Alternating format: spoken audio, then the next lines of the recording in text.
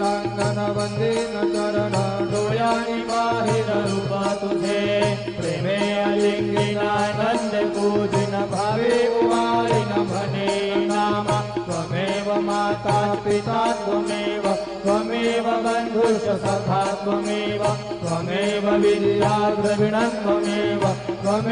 सर्वं मम देव कायेन वाचा मनसेन्द्रियैर्वा बुद्ध्यात्मना वा प्रकृति स्वभावात् करोमि यद्यत् सकलं परस्मै नारायणायति समर्पयामि अच्युतं केशवं राम नारायणं कृष्णदामोदरं वासुदेवं हरि श्रीधरं माधवं गोपिकावल्लभं जानकीनायकं रामचन्द्रं भजे हरे